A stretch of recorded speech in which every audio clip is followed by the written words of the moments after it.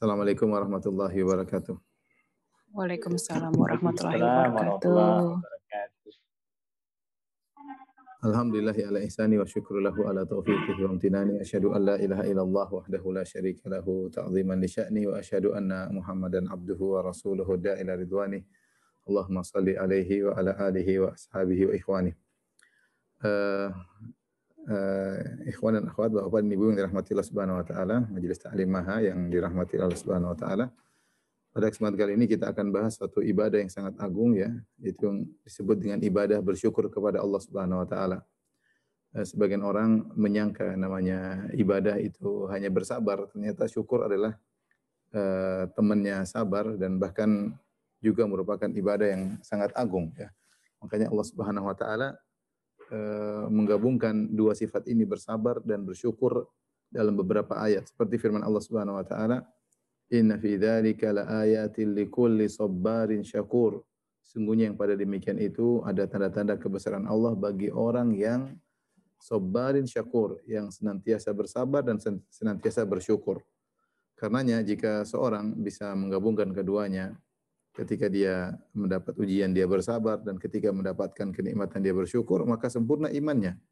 Sebagaimana perkataan Ibnu Qayyim rahimahullah taala, al-iman nisfan, bahwasanya iman itu dibagi dua, nisfun fis sabar wa nisfun fis syukur. Setengahnya dalam kesabaran dan setengahnya dalam syukur kepada Allah Subhanahu wa taala. Sehingga dari sini kita tahu bahwasanya syukur adalah ibadah tersendiri sebagaimana sabar ibadah tersendiri. Cuma tadi saya singgung bahwasanya sebagian orang hanya terkadang merasa dia mendapat pahala ketika dia bersabar, tetapi ketika dia bersyukur seakan-akan kurang menghadirkan perasaan tersebut, padahal bersyukur adalah ibadah yang agung. Karenanya para ulama berselisih mana yang lebih afdal antara dua model manusia, apakah yang si miskin bersabar ataukah si kaya yang bersyukur ya. Si miskin bersabar atau si kaya yang bersyukur ya. Mana yang lebih afdal di antara keduanya? Karena secara umum manusia terbagi menjadi dua model. Ada yang miskin ya, bersabar atau tidak bersabar, ada yang kaya bersyukur atau tidak bersyukur. Tapi ada dua, yaitu miskin dan kaya. Nah, tentunya kalau miskin enggak bersabar ini kecelakaan baginya, sama seperti syukur kaya tidak bersyukur juga adalah kecelakaan baginya. Tapi kita bicara tentang dua model manusia, yang satu miskin bersabar, yang satu kaya bersyukur. Mana yang lebih utama di antara keduanya? Tentunya kalau disuruh milih jadi miskin bersabar atau kaya bersyukur, tentunya kita secara normal milih kaya bersyukur ya. Kita ingin jadi kaya bersyukur, tetapi pilihan bukan di tangan kita ya. Pilihan bukan di tangan kita, Allah Subhanahu wa taala yang menentukan seorang bersabar, seorang miskin atau seorang kaya. Yang benar, yang lebih afdal daripada keduanya, miskin bersabar atau kaya bersyukur, maka yang paling afdal adalah yang paling bertakwa di antara keduanya. Karena Allah mengkaitkan kemuliaan dengan ketakwaan. Kata Allah Subhanahu wa taala, "Inna akramakum 'indallahi atqakum." Yang paling bertakwa di antara kalian, yang paling mulia adalah yang paling bertakwa di antara kalian. Nah, siapakah yang paling bertakwa di antara miskin bersabar atau kaya bersyukur? Ya kembali kepada sikap masing-masing orang. Ada orang dengan kekayaannya dia bersyukur dengan luar biasa, akhirnya dia pun bertakwa luar biasa. Sebagian orang dengan ujian dan cobaan yang dihadapi dia bersabar sehingga dia meraih ketakwaan yang luar biasa. Dan hamba-hamba Allah yang beriman ada dua model. Kita dapati para nabi pun demikian, nabi-nabi yang kaya raya seperti Nabi Sulaiman alaihissalam, raja sekaligus nabi, dan sebelumnya ayahnya Nabi Daud alaihissalam, seorang kaya dan seorang raja. Demikian juga nabi-nabi yang diuji dengan kemiskinan. Nabi Isa alaihissalam miskin ya. Kemudian misalnya dan nabi-nabi yang lainnya, Zakaria bukan orang kaya ya.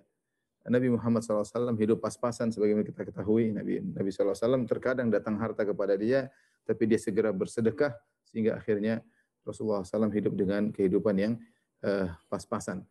Tetapi tadi ada orang-orang mulia yang kaya dan ada juga yang pas-pasan, ada yang miskin. Demikian juga para sahabat. Para sahabat pun demikian. Ada yang miskin hidup sederhana seperti Abu Dzar, kemudian Abu Darda. Di antara mereka ada yang kaya raya seperti Abu Bakar As-Siddiq, kemudian Umar bin Khattab, Utsman bin Affan, kemudian Abdurrahman bin Auf yang dikenal dengan saudagar-saudagar yang suka dermawan, yang suka bersedekah, ya. Sehingga kekayaan dan kemiskinan itu ya bukan pilihan kita, pilihan Allah. Tinggal bagaimana kita menghadapi keduanya. Umar bin Khattab radhiyallahu anhu punya pernyataan yang indah, dia mengatakan al-faqr wal ghina matiyatani la ubali bi ayyihuma arkabu. Kata Umar bin Khattab, kemiskinan dan kekayaan adalah dua tunggangan. Aku tidak peduli aku menunggangi yang mana. Artinya kata Umar, kalau saya dapat harta saya bersyukur, kalau saya dikasih ujian saya bersabar. Ya. Sekali lagi, kalau kita dikasih pilihan, misalnya saya tanya Bang Tito mau jadi apa, miskin bersabar atau kaya bersyukur, tentu saya yakin Bang Tito jawabnya miskin bersabar. Enggak, enggak ya. Pasti Bang Tito jawabnya pasti pingin kaya bersyukur ya. Pingin kaya bersyukur. Tapi tadi pilihan bukan di tangan kita. Pilihan bukan di tangan, pilihan di tangan Allah Subhanahu wa taala. Namun perlu saya ingatkan, kenapa saya katakan ibadah syukur ini ibadah yang luar biasa? Kenyataannya banyak orang diuji dengan kekayaan dia tidak lulus. Ini kenyataan pahit yang dikabarkan dalam dalil-dalil. Kebanyakan orang diuji dengan kekayaan dia tidak lulus. Sebaliknya banyak orang diuji dengan kesulitan lulus. Ya, diuji dengan kemiskinan sabar banyak ya. Tapi orang diuji dengan kekayaan banyak yang tidak lulus. Ya, kenapa begitu? Orang diuji dengan kekayaan jadi angkuh, sombong, hura-hura, kemudian mubadzir, israf, mengeluarkan uang seenaknya ya, atau beli hal-hal yang tidak bermanfaat, kelebihan duit, mau ngapain? Mungkin pesta-pesta, mungkin hal yang akhirnya banyak hal-hal yang harusnya dia bisa melakukan kebajikan, dia lalai. Sehingga hisabnya menjadi panjang, urusannya panjang di akhirat. Si miskin ya mungkin kasih ujian enggak kuat, tapi lama-lama dia sabar, akhirnya terbiasa dengan kemiskinannya, akhirnya dosa-dosanya diampuni, derajatnya ditinggikan, akhirnya masuk surga. Karenanya ketika Nabi SAW melihat isi surga, dia berkata, "Ra'aitul jannata fawajadtu aktsara ahliha al-fuqara." Aku melihat surga dan aku dapati kebanyakan penghuninya adalah orang miskin. Apakah orang kaya? Ada, orang kaya juga di surga banyak, tapi lebih banyak orang miskin. Ini menunjukkan bahwasanya kebanyakan orang diuji dengan kekayaan tidak berhasil untuk bersyukur. Dan ini dinyatakan lagi oleh Allah Subhanahu wa taala. Kata Allah, "Wa qalilun min ibadiyasy syakur." Hanya sedikit dari hamba-hambaku yang bersyukur. Ya Allah menegaskan hanya sedikit dari hamba-hambaku yang bersyukur. Memang tidak mudah diuji dengan apa? Kenikmatan, tidak mudah ya. Allah menguji hamba dengan kesulitan, dengan kekayaan. Allah mengatakan, "Kullu nafsin dha'iqatul maut, nabluukum bisyarri wal khairi fitnah wa ilaina turja'un." Setiap yang bernyawa pasti akan merasakan kematian. Wa nabluukum bisyarri wal khairi fitnah. Kami menguji kalian dengan keburukan sebagaimana kami menguji kalian dengan kebaikan sebagai fitnah, sebagai bentuk ujian. Ingat, wa ilaina turja'un, kepada kamilah kalian akan dikembalikan ya. Sebagaimana ujian dengan kesulitan ada tanggung jawabnya, ujian dengan kekayaan juga ada tanggung jawabnya. Dan iblis al-la'in, iblis yang terlaknat, pernah berjanji di hadapan Allah bahwasanya, ya Allah, kau akan dapati hamba-hambamu kebanyakan tidak bersyukur. Dalam surat Al-A'raf kata iblis setelah dia minta untuk ditangguhkan ya, Rabbi anzirni ila yaumi yub'atsun qala innaka minal munzarin. Ya Allah, ya tangguhkanlah kematianku. Aku ingin menggoda anak-anak Adam ya untuk menyertaiku dalam neraka jahanam. Kata Allah, innaka minal munzarin. Ya kau ditangguhkan kematianmu. Ya, qala fa bima aghwaytani la aqudanna lahum siratakal mustaqim. Ya Allah, aku akan nongkrong di setiap jalan yang mereka lewati. Mereka mau ke masjid saya tongkrongi, mereka mau ke bersilaturahmi saya tongkrongi, mereka mau pokoknya jalan-jalan kebaikan, mau bersedekah saya tongkrongi, saya goda untuk tidak jadi. Sebaliknya kalau mereka mau hura-hura saya akan dorong ya. Kata iblis, "Tsumma la'atiyannahum min baini aydihim." Kemudian aku benar-benar akan mendatangi mereka dari depan mereka. Wa an aymanihim, aku akan goda mereka dari depan mereka, dari kanan mereka. Wa an syama'ilihim, ya, dan aku akan goda mereka dari belakang, dari kiri mereka. Tsumma la'atihum min baini aydihim wa min khalfihim, aku goda dari depan mereka, dari belakang mereka. Wa an aymanihim wa an syama'ilihim, dari kanan, dari kiri. Wala tajidu aktsarahum syakirin, dan kau akan dapati kebanyakan mereka tidak bersyukur. Kau akan dapati kebanyakan mereka tidak bersyukur. Jadi iblis sudah berjanji ya, akan menjadikan banyak hamba-hamba Allah tidak bersyukur, dan itu benar. Makanya Allah mengatakan wa qalilun min ibadiyas syakur, hanya sebagian dari hamba-hambaku yang bersyukur. Ini semua membuat kesimpulan yang ingin saya sampaikan bahwasanya kebanyakan orang diuji dengan kesulitan, mereka bisa lulus bersabar. Dan kebanyakan orang diuji dengan kekayaan, dengan kenikmatan, dengan ketampanan, dengan kecantikan, dengan kemewahan, kebanyakan mereka tidak lulus ya. Tapi sekali lagi, kalau kita disuruh milih, milih mana, Bang Tito? Milih kaya yang bersyukur ya. Kaya bersyukur dan bersabar. Iya, kaya bersyukur. Ya, sepakat, itu nurani manusia. Kalau disuruh milih, nggak mau milih miskin bersabar. Sudah bagian dia aja lah. Kita ingin kaya bersyukur. Tapi pilihan bukan di tangan kita, pilihan di tangan Allah. Nah, sebagian kita yang alhamdulillah Allah berikan kemudahan harta, Allah berikan kenikmatan kesehatan, Allah berikan ketampanan, Allah berikan kecantikan, Allah berikan banyak kehidupan yang menyenangkan. Ingat, itu semua ada tanggung jawabnya. Kata Allah Subhanahu wa taala, "Tsumma latus'alunna yauma idzin 'anil na'im." Sungguh benar-benar kalian akan ditanya tentang segala kenikmatan yang kalian rasakan. Ya, akan ditanya oleh Allah Subhanahu wa taala semua kenikmatan yang kita rasakan ya. Sebagaimana datang dalam hadis, seorang yang pandai berorasi, pandai ceramah, akan ditanya oleh Allah tentang kenikmatan yang Allah berikan kepada dia, kecerdasan, kekuatan hafalan, pandainya berorasi dan macam-macam akan ditanya. Seorang yang pandai berjihad ditanya tentang kenikmatan yang Allah berikan kepada dia berupa keberanian, kemudian memainkan senjata, dan yang demikian orang kaya akan ditanya tentang harta yang dia dapatkan. Semuanya akan ada pertanggungjawabannya ya. Tentu tidak sama antara si miskin dan si kaya ketika ditanya oleh Allah Subhanahu wa taala. Tentu tidak sama dengan seorang yang tampan dan wajahnya pas-pasan. Hukumannya beda di akhirat, ada pertanyaannya. Dengan si wanita yang biasa, dengan wanita yang cantik tentu berbeda pertanyaannya pada hari kiamat ya.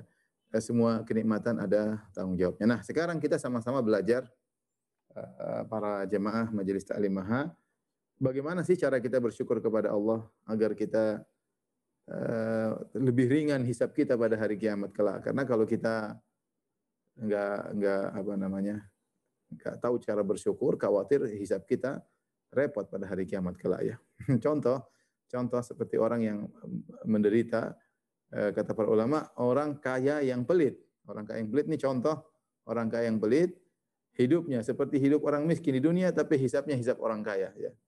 Dia hidup di dunia, semuanya perhitungan, sampai pelit, perhitungan pada dirinya, perhitungan pada anaknya, perhitungan pada istrinya, perhitungan pada sangat pelit. Uangnya dia, tapi hidupnya sudah seperti orang miskin, tapi hisabnya jadi hisab yang panjang pada hari kiamat kelak. Karena hartanya banyak akan ditanya oleh Allah Subhanahu wa taala. Demikian juga orang yang ternyata memiliki harta yang banyak, tapi dia habiskan untuk hal-hal yang tidak bermanfaat, juga akan panjang hisabnya. Taib. Kita akan belajar bagaimana bersyukur kepada Allah, maka tolong diperhatikan gimana sih cara bersyukur kepada Allah. Kita akan bahas sekarang. Ayo.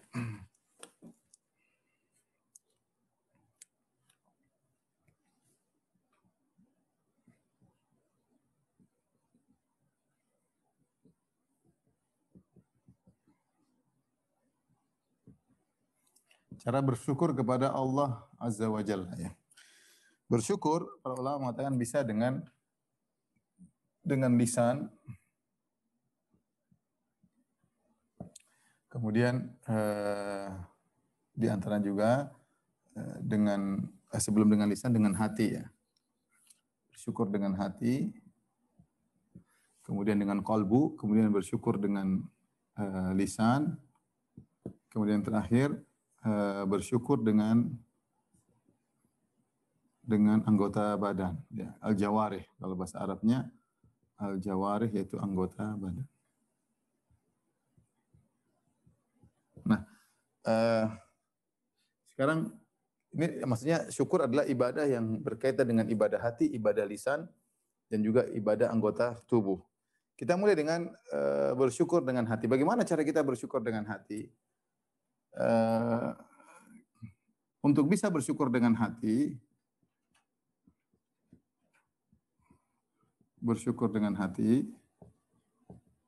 pertama harus mengenali nikmat. Harus mengenali nikmat-nikmat apa yang kita rasakan. yang kita rasakan. Yang kedua, mengenali siapa yang beri nikmat. Memberi nikmat. Nah, ini dua mukadimah yang harus ada dalam hati kita. Pertama, kita mengenali nikmat yang kita rasakan. Bagaimana kita mau bersyukur kalau kita tidak kenali nikmat-nikmat tersebut? Sebagian orang lupa bahwasanya nikmat-nikmat itu apa namanya? Yang dia rasakan adalah kenikmatan. Ya, contoh seperti kesehatan yang kita rasakan setiap hari, kita bisa bernafas, jantung kita masih bisa berdetak, kita masih sehat. Ini kadang kenikmatan ini kadang-kadang kita lupa kalau itu nikmat yang Allah perbarui setiap hari, setiap saat. Ya, saking setiap hari Allah perbaharui kepada kita nikmat tersebut, seakan-akan ini suatu kewajiban Allah yang tidak perlu kita pikirkan. Sudah rutinitas harian, kita sehat, bisa bernapas, detak jantung bisa berdetak, seakan-akan suatu rutinitas harian sehingga kita lupa bahwa itu kenikmatan. Makanya Allah menyuruh kita untuk mengenali nikmat. Kata Allah, wa in ta'uddu nikmatallahi la tuhsuha. Kalau kalian menghitung-hitung nikmat Allah, maka kalian apa namanya, tidak akan bisa meliputi seluruh nikmat yang Allah berikan. Tapi kita berusaha mengenali nikmat kita yang kita rasakan banyak ya, mulai dari nikmat sederhana lah, kita sehat alhamdulillah, kita punya keluarga alhamdulillah, kita punya anak, kita punya suami, kita punya istri, kita punya kegiatan, kita masih ngaji alhamdulillah, kita masih berkesempatan untuk beristighfar, berkesempatan untuk mengingat Allah Subhanahu wa taala. Nikmat-nikmat yang kita rasakan ini kita harus kenali nikmat tersebut sehingga kita bisa mengakui nikmat-nikmat tersebut. Terus yang kedua, kita mengenali siapa yang beri nikmat. Ya. Terkadang kita lupa, kita menyangka yang beri nikmat adalah sebab yang langsung kepada kita. Contoh, kita kerja di instansi atau suatu perusahaan. Bos yang kasih kita gaji benar. Ketika bos yang kita kasih gaji, terkadang kita lupa bahwasanya nikmat ini dari Allah Subhanahu wa taala. Allah memberikan kepada kita melalui bos tersebut. Contohnya seorang anak, dia dapat duit dari bapaknya, dari ibunya. Dia lupa bahwasanya nikmat itu benar lewat bapak dan ibunya, tapi siapa yang kasih? Yang kasih Allah Subhanahu wa taala. Dan dia berusaha mengenal ya, siapa pemberi nikmat tersebut, pelajari bagaimana Allah Subhanahu wa taala sifat-sifatnya, ya bagaimana maha sayangnya, bagaimana maha baiknya, maha dermawannya. Ya ini harus dia berusaha mengenali nikmat dan mengenali pemberi nikmat, dari situ baru hatinya ada pengakuan ya. Nah, hati ya, dua hal yang dilakukan oleh hati ya, dua cara bersyukur. Ini tadi mukadimah. Yang pertama adalah mengakui seluruh nikmat dari Allah.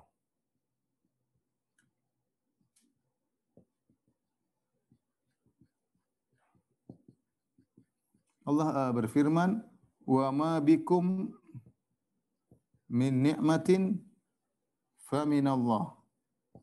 Nikmat apapun yang ada pada kalian dari Allah. Nikmat apapun yang ada pada kalian, maka dari Allah.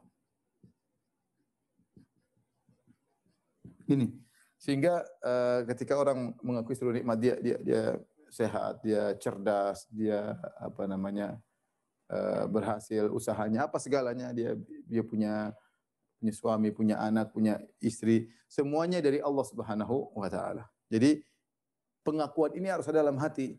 Dan ini lawannya adalah ujub, sebagaimana mungkin pernah kita singgung. Orang kalau ujub itu dia susah mengakui hal ini. Dia merasa bahwasanya dia punya andil dalam keberhasilan. Dia merasa dia sukses karena dia cerdas. Dia merasa dia sukses karena dia banyak pengalaman. Benar, pengalaman, cerdas itu mempengaruhi kesuksesan. Tapi yang menentukan keberhasilan semata-mata murni Allah Subhanahu wa taala. Kita melakukan ikhtiar, tapi ikhtiar tersebut sering gagal.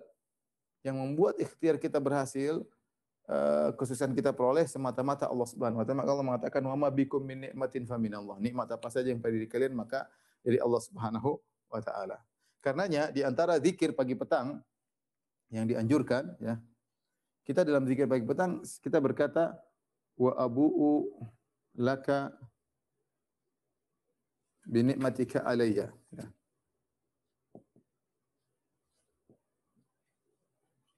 Ini zikir pagi petang kita ucapkan. Ya dalam zikir yang panjang, di antaranya penggalan perkataan ini, wa abu'u laka bi ni'matika alayya, artinya aku mengakui di pagi hari dan di petang hari nikmat yang kau berikan kepadaku. Nikmat-nikmatmu kepadaku.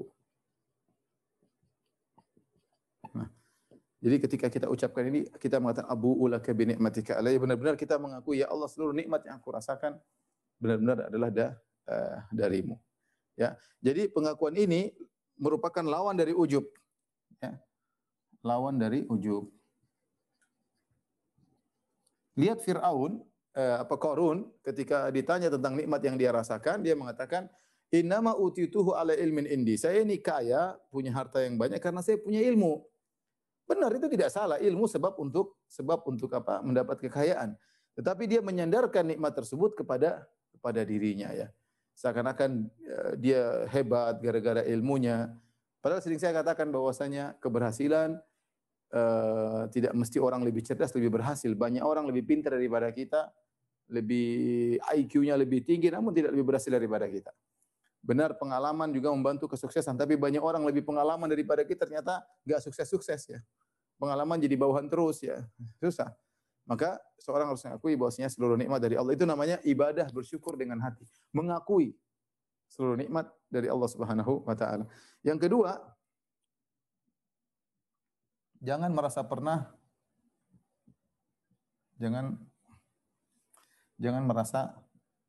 saya memang pantas dapat nikmat ini.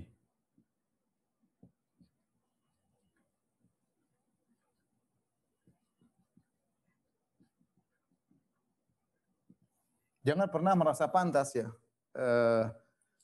Karena ketika seorang merasa pantas, dia tidak memandang, memang dia seakan-akan Allah wajib untuk kasih saya nikmat tersebut. Ya.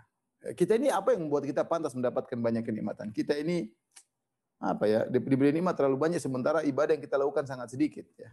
Saya misalnya kita punya pembantu kerja, pantasnya berapa sih? Pantasnya sih 2 juta, 2,5 juta per bulan atau 2 juta lah. Pantas, ya.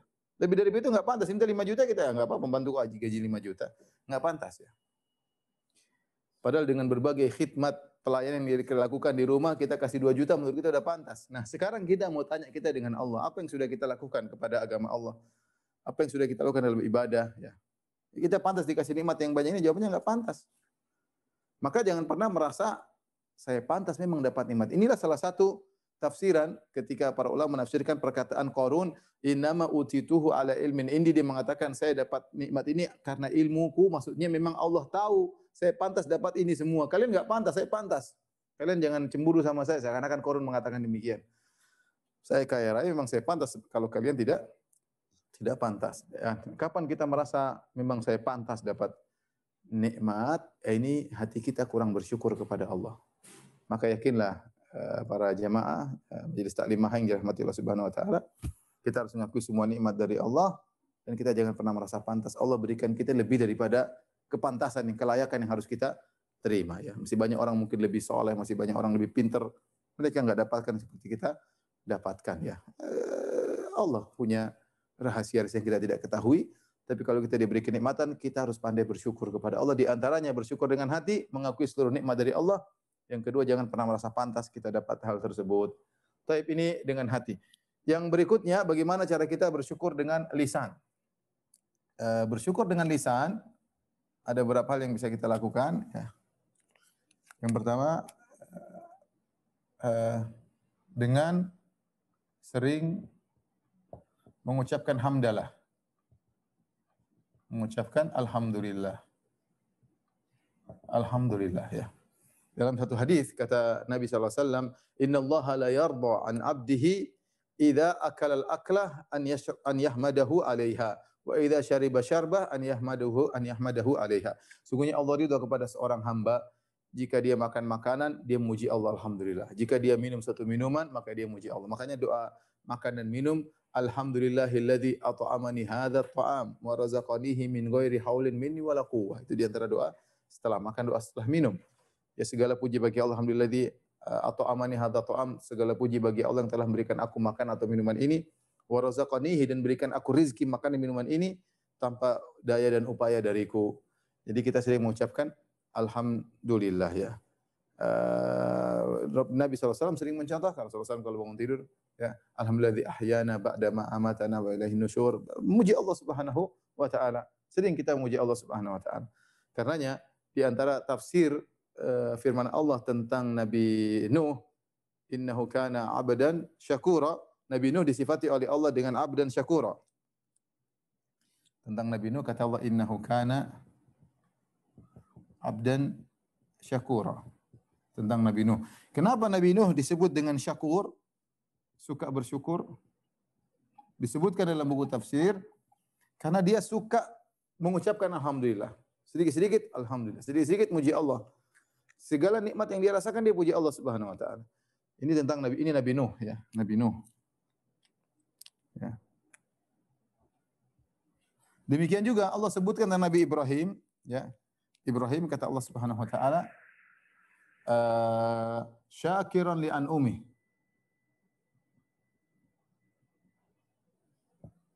Syakiran li an'umi, ijtabahu wa hadahu ila siratim mustaqim.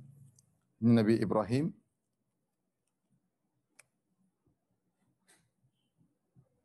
Allah mensifatinya dengan syakiran li an'umi, yaitu bersyukur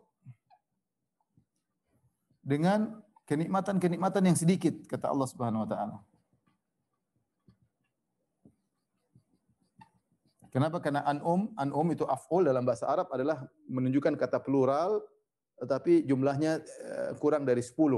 Kurang dari 10. Artinya Ibrahim ini alaihissalam dia bersyukur bukan hanya pada nikmat-nikmat yang besar, bahkan pada nikmat-nikmat yang kecil dia pun bersyukur. Berbeda dengan kita atau sebagian kita terkadang nikmat-nikmat kecil kita enggak merasakan, kita baru merasakan syukur kepada Allah kalau kita dapat nikmat yang besar. Naik pangkat kah, sukses menang tender kah atau begitu, maka baru kita benar-benar merasa bersyukur. Adapun Ibrahim alaihissalam bahkan dalam perkara-perkara yang menurut kita mungkin seperti Nabi Nuh, dia dapat nikmat sedikit alhamdulillah, dia bisa pakai baju alhamdulillah, dia ini dapat nikmat apa dia memuji Allah Subhanahu wa taala, sering memuji Allah Subhanahu wa taala. Maka di antara hal yang ingin kita praktekkan hal ini ibu-ibu yang dirahmati Allah Subhanahu wa taala, Bapak-bapak, ketika habis salat tolong berzikir kepada Allah dengan khusyuk.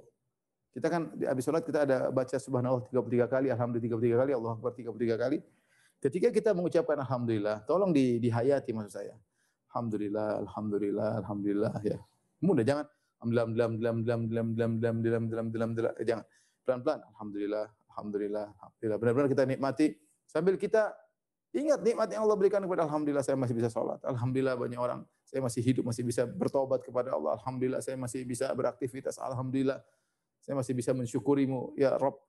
Kita saling dan itu benar-benar kita akan merasakan kelezatan. Coba aja lah. Ini praktek, maksudnya dipraktekkan. Jadikan bahwasanya zikir setelah suatu kebutuhan rohani yang kita perlukan dalam kehidupan kita. Maka nikmati subhanallah, subhanallah, subhanallah artinya maha suci Allah dari segala sifat-sifat yang buruk yang dituduhkan oleh manusia seperti menganggap Allah punya anak, menganggap Allah punya istri atau menganggap Allah begini begitu enggak benar, Allah enggak adil. Subhanallah, subhanallah. Begitu alhamdulillah kita ingat nikmat-nikmat yang Allah berikan kepada kita. Segala puji bagi Allah. Alhamdulillah, alhamdulillah. Sambil kita nikmati benar-benar iman kita di-charger ya di salat, ketika salat iman kita di-charger, ketika kita menghayati zikir-zikir tersebut, iman kita juga di-charger oleh Allah Subhanahu wa taala. Jadi sering mengucapkan alhamdulillah. Yang kedua, di antara hal bersyukur dengan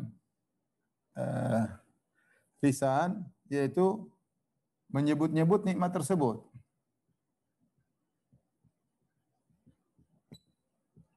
Allah Subhanahu wa taala berfirman, "Wa amma bi ni'mati rabbika fahaddits." Wa amma bi ni'mati rabbika fahaddits dalam surat Ad-Duha ya. Adapun terhadap nikmat Rabbmu ingatlah. Adapun atas nikmat-nikmat Rabbmu maka sebut-sebutlah.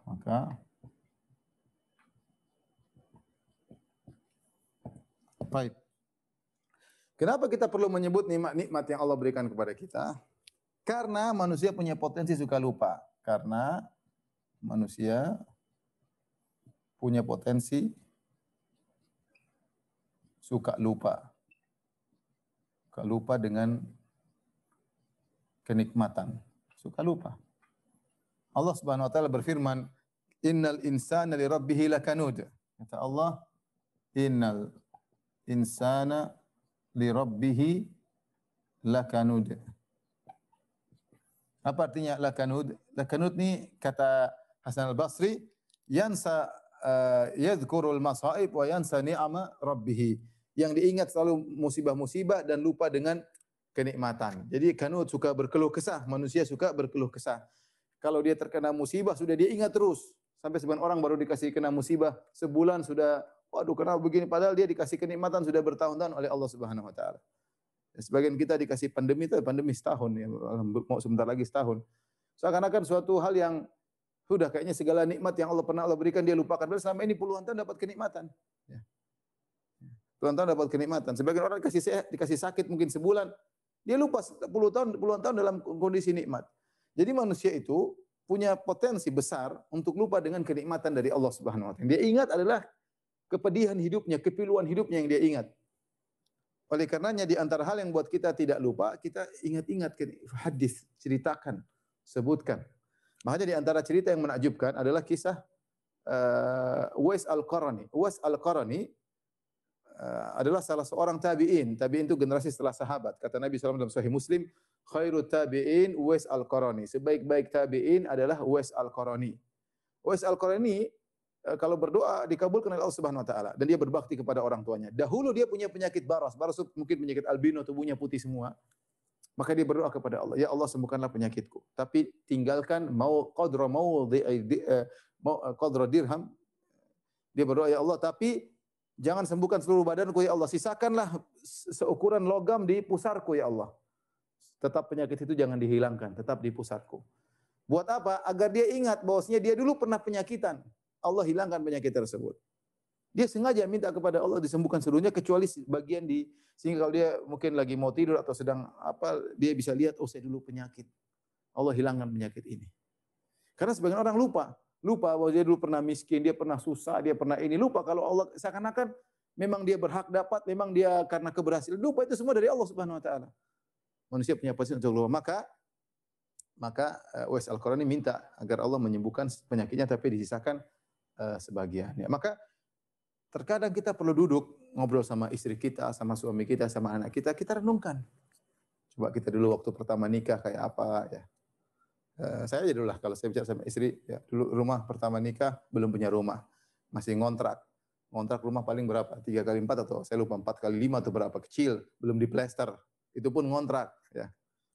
Nah, terus bagaimana dulu anak-anak masih kecil belum bisa beli pampers saja nggak bisa, beli popok, cuci barang lah inilah setengah mati ya. Banyak terus dulu dulu kita masih kurus, sekarang alhamdulillah udah gemuk, nikmat dari Allah. Kalau gimana gemuk kalau nggak bisa makan enak ya. Jadi banyak hal nikmat yang sayang dulu kamu kurus, sayang sekarang masya Allah. Jangan bilang gemrot, sekarang padat ya biar bersyukur kepada Allah. Ya masih banyak orang kerempeng setengah mati mau makan, saya busung lapar dan yang lainnya. Jadi kita ceritakan nikmat-nikmat tersebut, ingatkan kepada diri kita, ingatkan kepada istri kita, kepada anak-anak ya. Dengan cerita tersebut kita jadi ingat kepada Allah. Karena kita ini punya potensi suka lupa dengan kenikmatan. Catatan saya perlu sampaikan.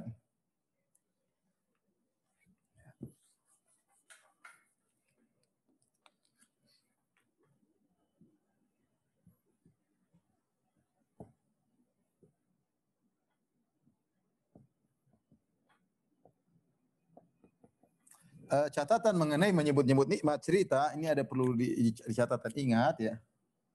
Ingat. Nyebut-nyebut kenikmatan bukan dalam rangka sombong, ingat ya. Jangan nyebut-nyebut kenikmatan dalam rangka ya sombong atau pamer ya. Atau pamer ya, atau ujub, enggak boleh ya. Sebenarnya orang, oh alhamdulillah saya baru beli mobil baru. Taib, enggak apa-apa, kita bersyukur ya. Tapi jangan kita ngomong seakan-akan kita nih orang hebat, alhamdulillah saya menang. Taib, enggak apa-apa kita sebutkan itu nikmat Allah, tetapi hati-hati jangan kita cerita dalam rangka sombong atau ujub atau apa ya, atau pamer. Kita ini disuruh oleh Allah untuk nyebut-nyebut nikmat, untuk bersyukur, bukan untuk pamer. Bukan untuk apa? Pamer ya. Hati-hati ya. Hati-hati. Jadi ini bisa jadi ibadah, bisa jadi riya ya. Kadang orang nyebut-nyebut karena untuk membanggakan dirinya ya. Kita alhamdulillah berhasil terus. Ternyata maksud dia Dia bangga, dia ujub. Saya hebat makanya berhasil terus. Allah Maha tahu isi hati kita. Ini yang pertama. Jadi nyebut-nyebut nikmat dalam rangka bersyukur bukan untuk pamer atau sombong atau ujub ya, tapi untuk syukur, tapi untuk bersyukur. Yang pertama. Yang kedua, tidak kita ceritakan pada semua orang.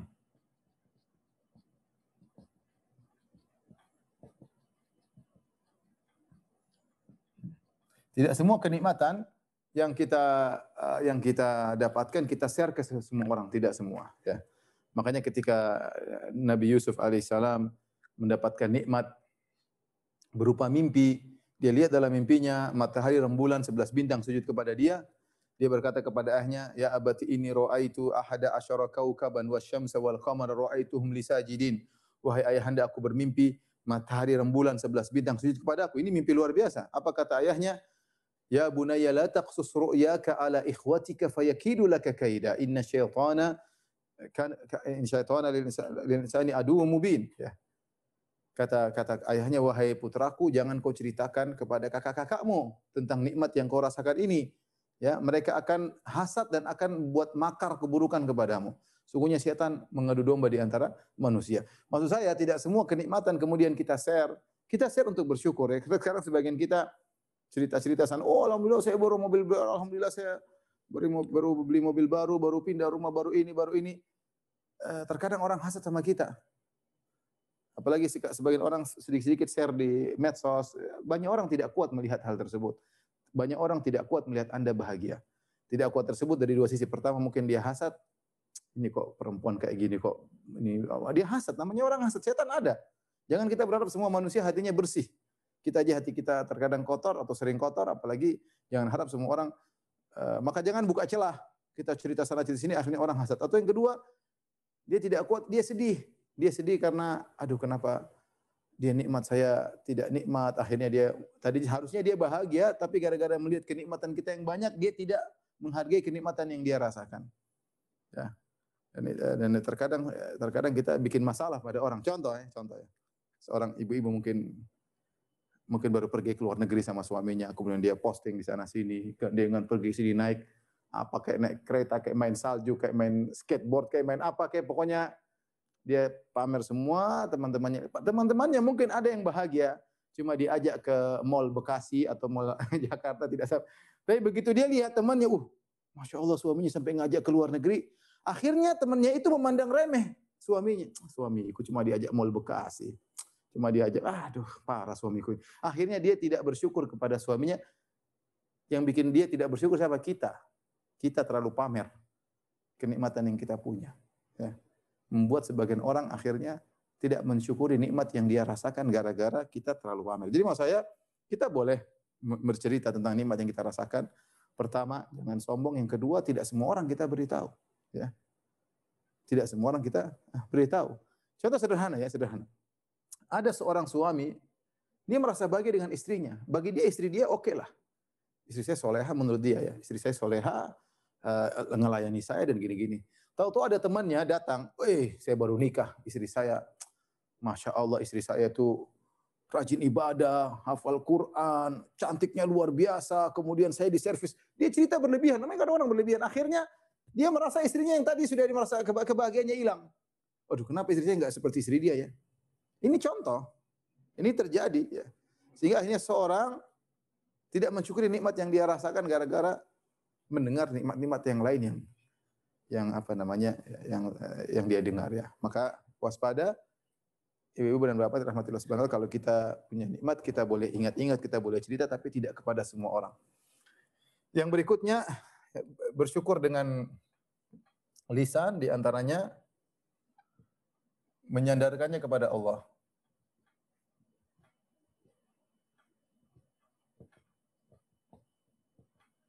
Kita katakan ini karunia dari Allah. Ini adalah karunia dari Allah.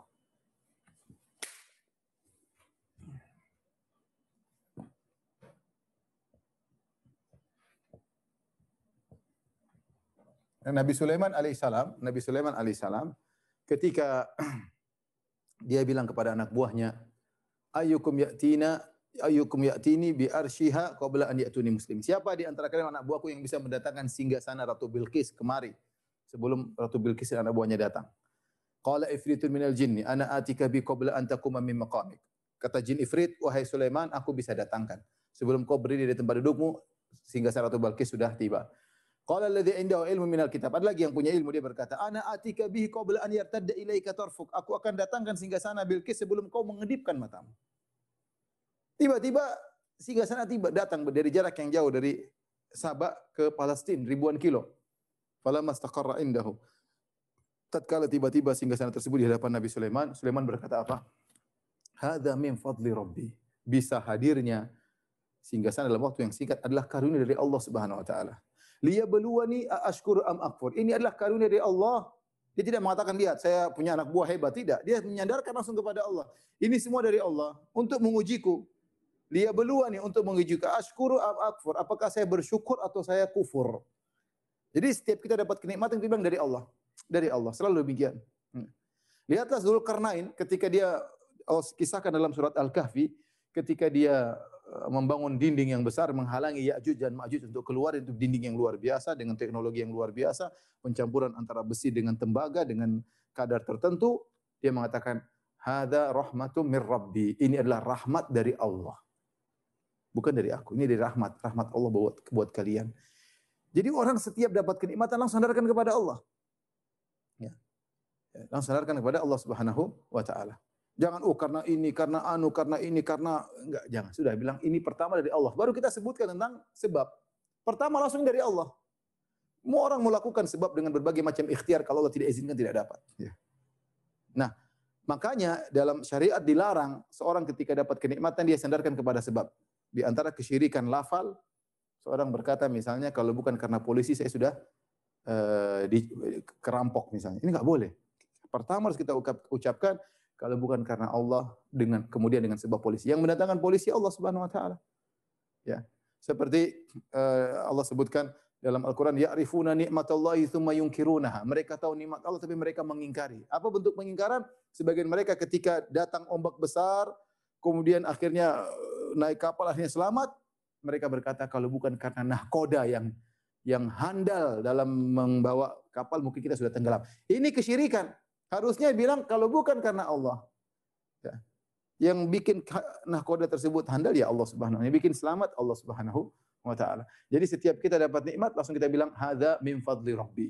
Hadza min fadli rabbi. Ini dari karunia Allah Subhanahu wa taala ya. Hadza min fadli rabbi. Kata Nabi Sulaiman, inilah karunia dari Allah, liyabluwani, untuk mengujiku aku bersyukur ataukah aku kufur. Baik, ini cara bersyukur dengan lisan. Yang terakhir, bagaimana cara kita bersyukur dengan anggota badan? Yang pertama, yang paling utama adalah dengan banyak ibadah. Kata Allah Subhanahu wa taala, "I'malu ala Dawud syukra.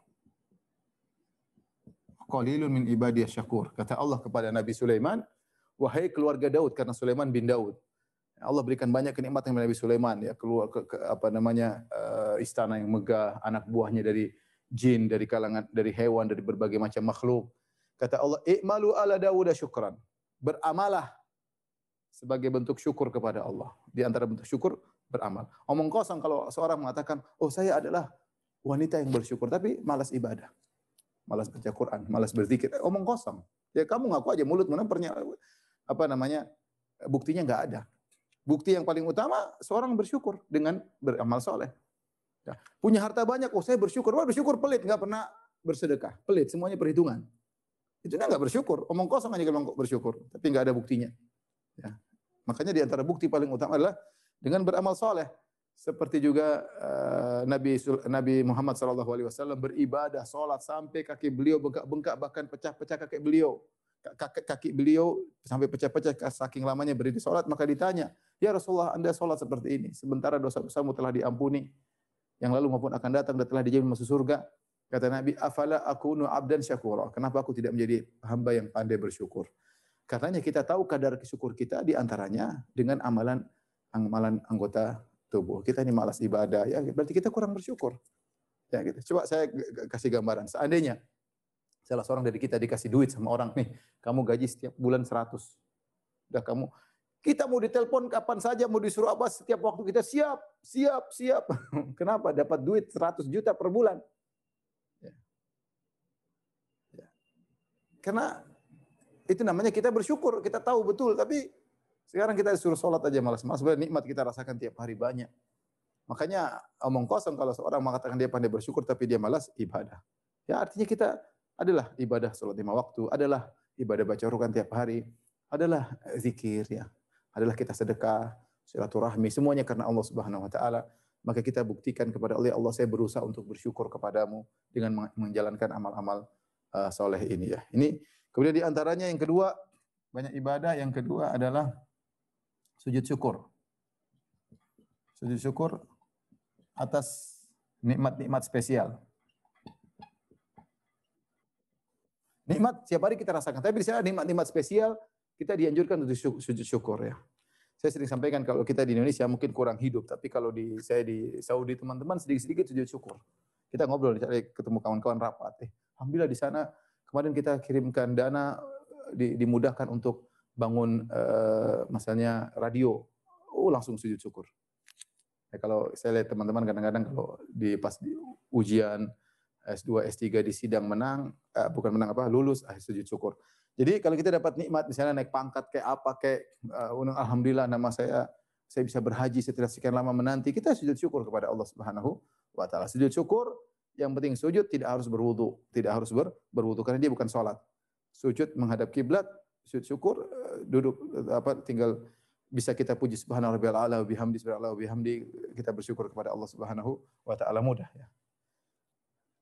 Kemudian di antaranya tidak menggunakan kenikmatan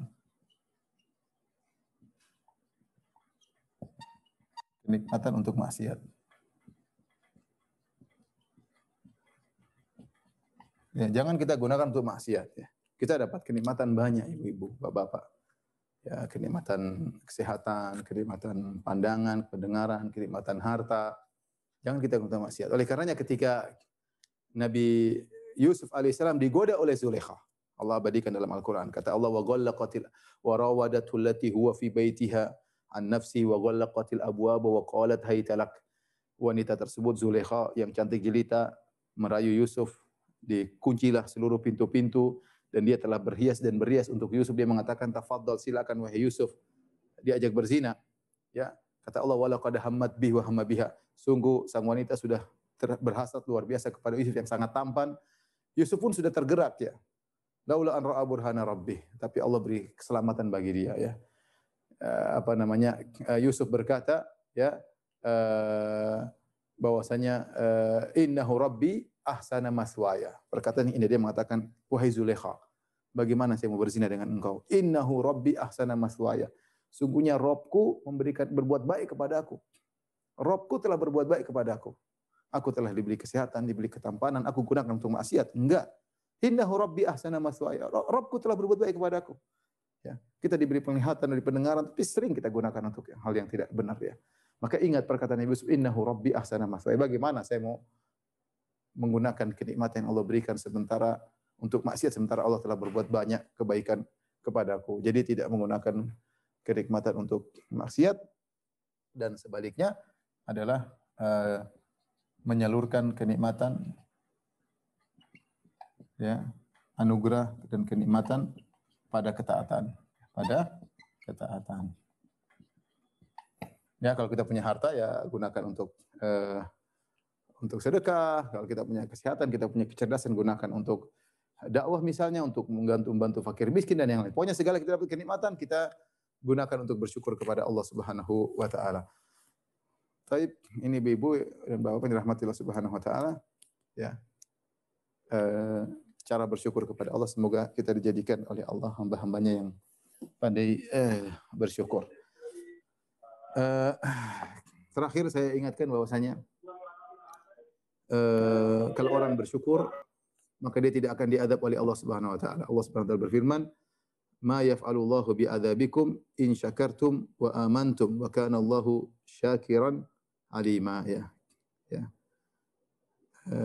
lihat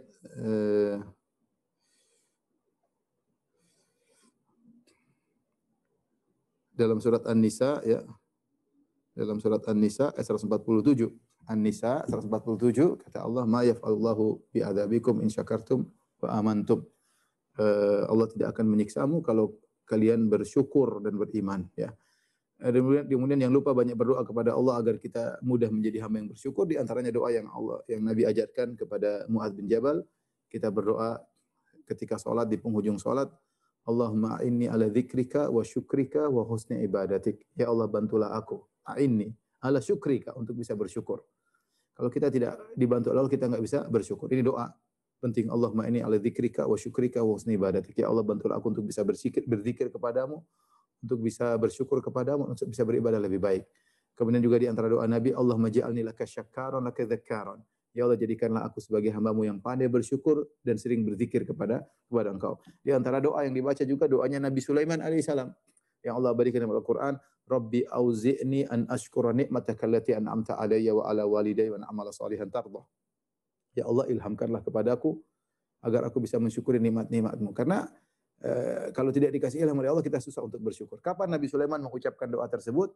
Ketika dia melihat semut bicara tentang dia. Ya, Allah mengatakan wa husyira Sulaiman di junuduhu minal jinni wal insi wat tayr wa hum yuzaun hatta idza atau ala wadin namli qalat namlatun ya ayyuhan namlu dukhulu masakinakum la yaftimannakum Sulaiman wa junuduhum yash'urun fatabassama dhahikan min qawliha wa qala rabbi auzi'ni an ashkura ni'mataka allati an'amta alayya wa ala walidayya wa amala salihan tardah dalam surat An-Naml. Jadi kata Allah ketika Nabi Sulaiman dengan pasukannya, Sulaiman alaihissalam dengan pasukannya berupa burung-burung, hewan-hewan, jin, manusia. Mereka berjalan, kemudian mereka melewati suatu tempat, di situ ada Wadin Naml, ada lembah semut, maksudnya sarang semut itu banyak. Kan pasukan lewat. Ketika pasukan Nabi Sulaiman mau lewat, tiba-tiba ada seekor semut ngomong sama teman-temannya, "Ya ayuhan namlu." Qalat namlatun, berkata seekor semut, "Wahai semut-semut sekalian, udkhulu masakinakum, masuklah kalian dalam sarang-sarang kalian. La yahtimannakum Sulaimanu bijunudi wa junuduhu." Jangan sampai kalian keinjak oleh Sulaiman dan pasukan-pasukannya. Wa hum la yash'urun, mereka tidak sadar. Kalian itu kecil-kecil enggak kelihatan. Kalau keinjak ya salah sendiri. Sekarang saatnya kalian bersembunyi. Nabi Sulaiman yang mungkin dia di atas kuda atau di atas angin karena dia memiliki kendaraan angin. Allah menjadikan dia bisa mendengar perkataan semut yang mungkin jauh di sana. Ketika semut itu sedang menasihati kawan-kawannya untuk masuk ke dalam lubang. Dan semut tersebut ternyata kenal Sulaiman. Dia mengatakan, "Wahai kawan-kawan, jangan sampai keinjak Sulaiman dan pasukannya." Jadi semut ini tahu Sulaiman itu raja. Dan dia tahu bahwasanya itu semua pasukan milik Sulaiman. Dan ini menakjubkan. Maka Sulaiman bersyukur ketika itu.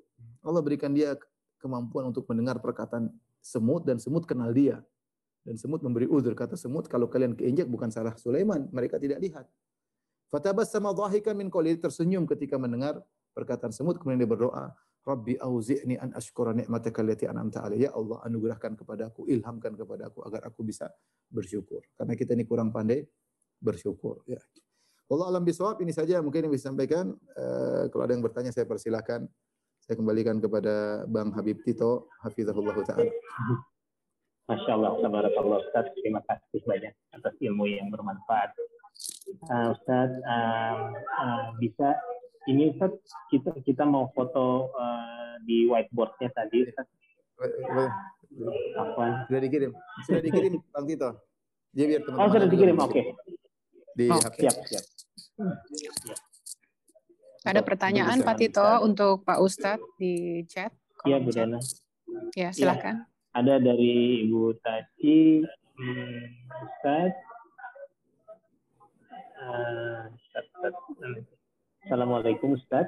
Berdoa setelah berwudu mendapatkan pahala akan dibukakan 8 pintu surga di akhirat kelak. Apakah pahala tersebut sama dengan pahala taat pada suami dalam beberapa poin? Bukankah taat pada suami itu jauh lebih berat, tetapi pahalanya sama dengan berdoa setelah berwudu, Ustaz? Ya. Pertama, wallahu a'lam bishawab. Masalah Allah mau kasih pahala sekian itu hak Allah Subhanahu wa taala. Terkadang ada ibadah yang kelihatannya sepele, Allah kasih pahala besar, terserah Allah Subhanahu wa taala. Kita berusaha melakukan semuanya, melakukan ini, melakukan itu, melakukan ini. Terkadang ada amalan yang kelihatannya sepele, namun ternyata Allah kasih pahala yang besar. Itu hak prerogatif Allah Subhanahu wa taala.